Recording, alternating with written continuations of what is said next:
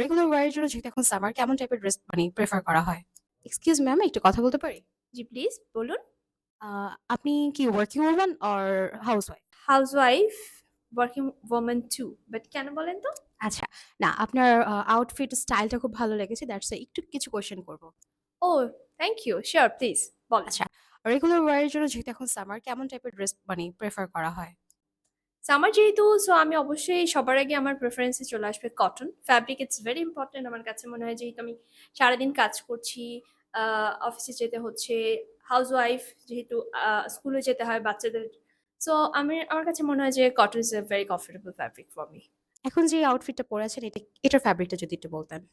এখন যেটা পরে আছি এটা এসি কটনের মধ্যে খুব সুন্দর, খুবই কমফোর্টেবল। আপনি আ হোপফুলি বুঝতে পারছেন যে আমি খুবই মানে কমফোর্টেবলি এটা ক্যারি করছি। হ্যাঁ, আপনাকে দেখে অনেক সতেজ লাগছে। আচ্ছা, এটা হচ্ছে it's not print maybe embroidery work একটু যদি ডিটেইলস এ আমাদেরকে বলতেন। অবশ্যই, কেন না? এটার মধ্যে পুরোটাতে কিন্তু এমব্রয়ডারি ওয়ার্ক করে দেয়া আছে।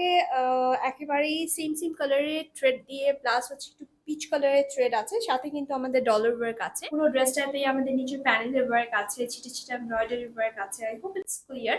বাট আপনি যদি কাছ থেকে একটু খেয়াল করে দেখেন তাহলে বুঝতে পারবেন ড্রেসের ফিনিশিং কিন্তু খুব সুন্দর। হ্যাঁ, ড্রেসটা অ্যাকচুয়ালি খুবই সুন্দর। আমারও দেখে খুব ভালো লাগছে। খুব সোবার একটা কালারের মধ্যে আছে।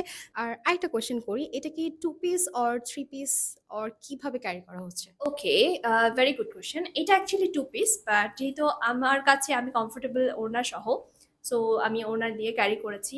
আ যদি কেউ চায় সেক্ষেত্রে কিন্তু 2 পিস হিসেবে অ্যাজ এ কর্ডস হিসেবে যেটা এখন অনেক ট্রেন্ডিং, সো কর্ডস হিসেবেও ক্যারি করতে পারে। এ কারণে আমি সেম প্যান্ট দিয়ে পরেছি। Okay, thank you so much. You are most welcome.